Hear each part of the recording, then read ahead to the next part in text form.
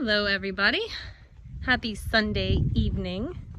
We were out here working in the garden and I said to the kids, I was like, why am I not videoing this? So here I go. Turned on the video. We parked the trucks a little close and it's kind of difficult to get around right now because of all the mud. It has been raining here like crazy. We finally have a beautiful day. Hi. Hello. Everybody saying hi? All right. So we are getting the beds ready. I'm going to be planting some carrots. Oh, wormy. Some carrots, some spinach, some radishes, some kale. I'm going to start everything out here. Lettuce. I'm going to start out here in the beds. Yes, it is the end of March.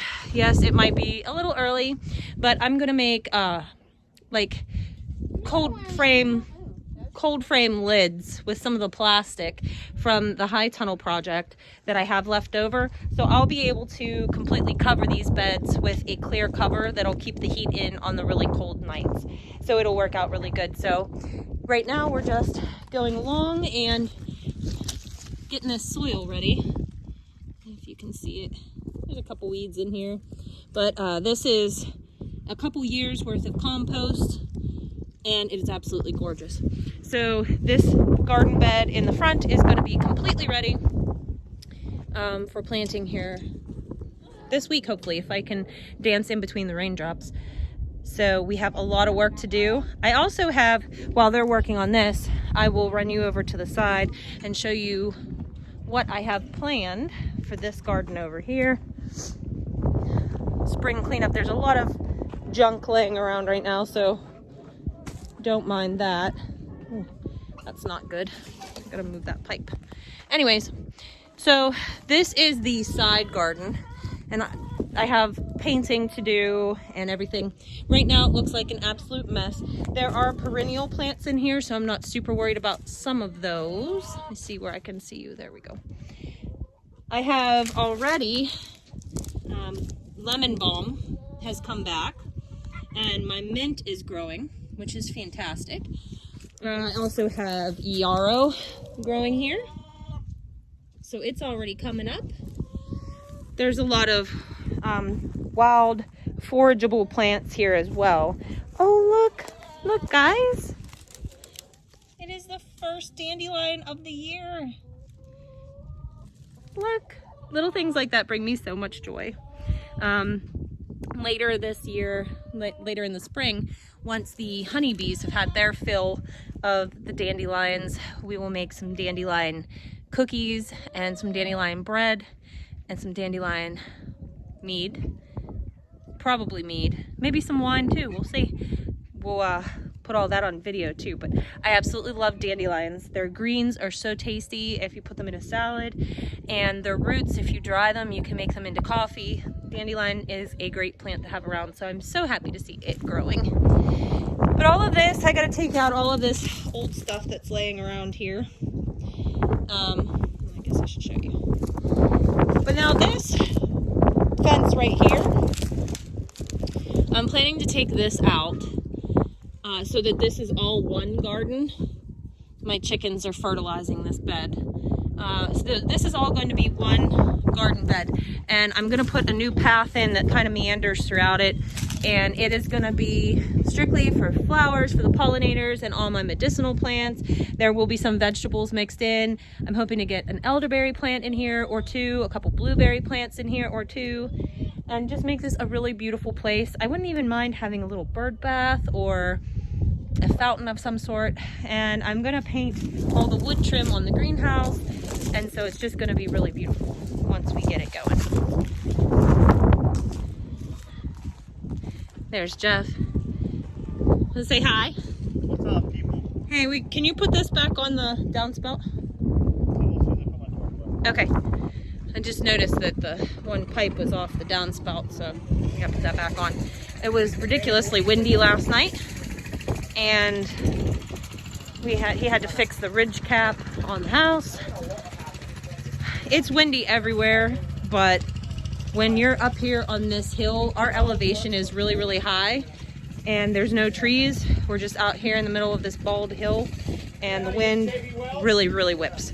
But anyways, I'm gonna get back to work on this front garden. So I'm gonna put you guys on the time lapse and we will see you guys in a bit.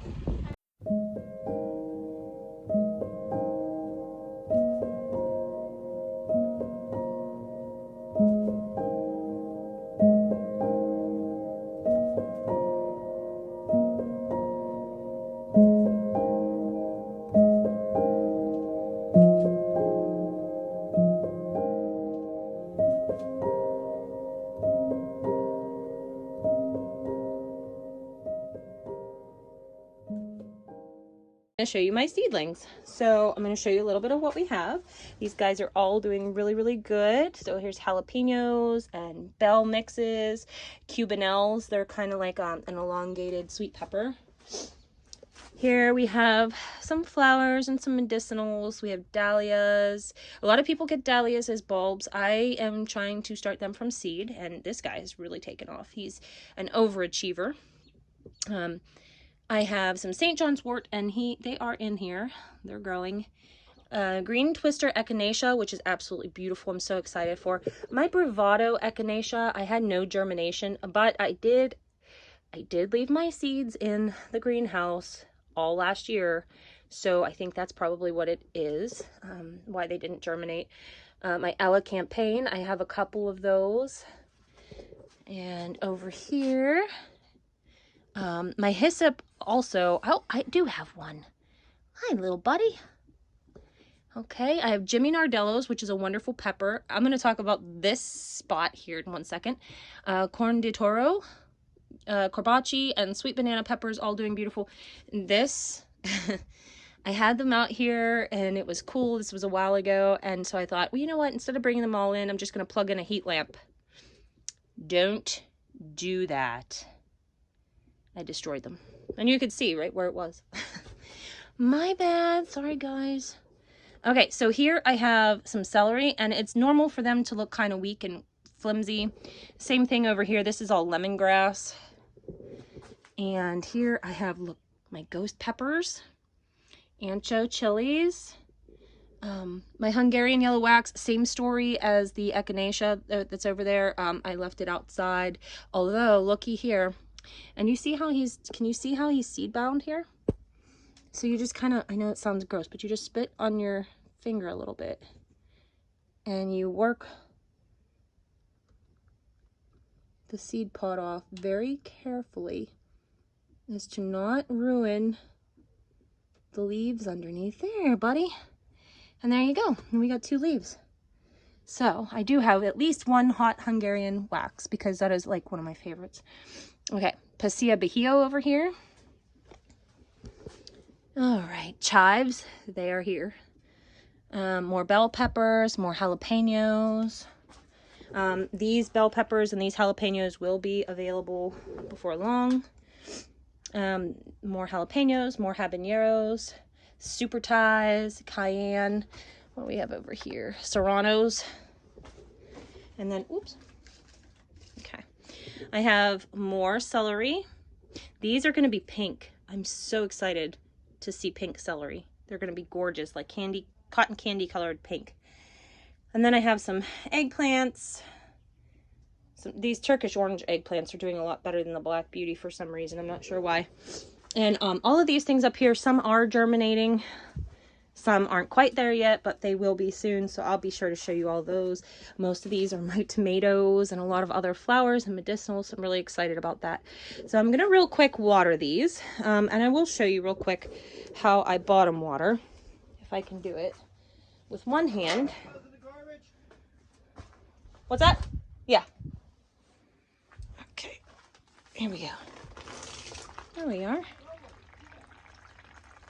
And we just see how I leave that one little space open. And it looks like I'm flooding them, but these are really thirsty, so they will soak it up. I try not to overwater, so I just go based on touch. And if they feel dry, then they're ready for water. I do check them every day. You have to be diligent. That's one thing that I never used to be, was very diligent, and that's why I was never successful as a gardener. Okay. There's a little water back there, but I think I'm going to add some more. So you see how it really just, it soaked it all up?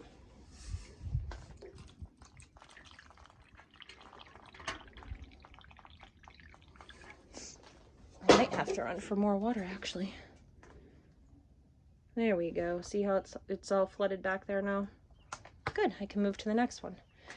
Now my empty spot's back there, so I'm going to try to just go along the edge here. There we go. I'm trying to hold the camera and do this at the same time, so sorry if it's a little wobbly. You just have to be careful when you have these soil blocks, because if you go too fast, too fast, it will wash away your soil in the block. Okay. I see that back there already. See the water back there? So we're good. Now this one I will have to lift up. So I'm going to go ahead and water these and then I'll check back with you. Okay, here we are back in the front garden again, and these beds are absolutely ready. Don't mind the pipe. This was connected to that white pipe, my downspouts. Then that went to the holding tank that we dug up. So this is a temporary solution to a long-term fix. Anyways, these beds are completely ready for planting. I'll show you a couple things while we're at it. This wheelbarrow I'm going to fill full of dirt, and I'm going to plant carrots in that. I think that'll be pretty cool. And this bed I'm going to use as a cold frame. I'm going to get it started pretty soon. Same with this one. Over here, the long bed, this is already burdock that I have coming up. You can use burdock for a lot of different things. In my pots, that's where my asparagus grows, and that should be popping up pretty soon. This bed here, I have two plants that are perennials. This little guy here is woad, and you can use this as a natural source of blue dye. And this over here is marshmallow. You've seen me cut it down, so it's ready for spring. It is a perennial, and where did I see you? Here they are. See? Oops. See right here? He's starting to come back already. Marshmallow is a great plant for your digestive system. You can use the flowers, and you can use the root, especially the root is what you're going to use for that. In this bed too, I should have some strawberries growing in the corner. They haven't popped up yet, so I don't know if they made it through our harsh winter this year. Well, we had not so much a harsh winter, but we had a week that it was absolutely ridiculous cold, freezing cold. So I'm not sure if they made it or not.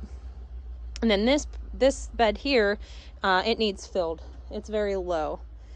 Last year I had some root plants in here, like rutabagas and radishes and turnips, and when you pull those out you lose a lot of soil, so have to fill that one up to grade. Each one of these will probably get topped off a little bit because they're all a little bit low.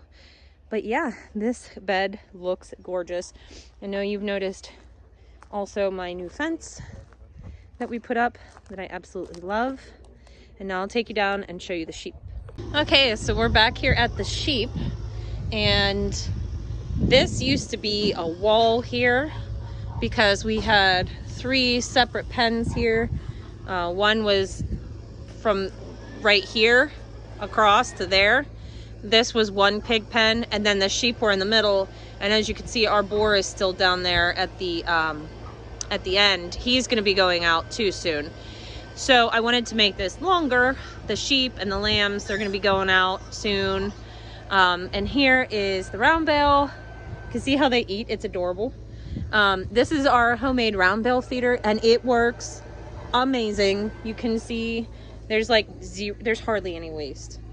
It works out really, really good. They just stick their little noses in there, and away they go. These two look awful funny.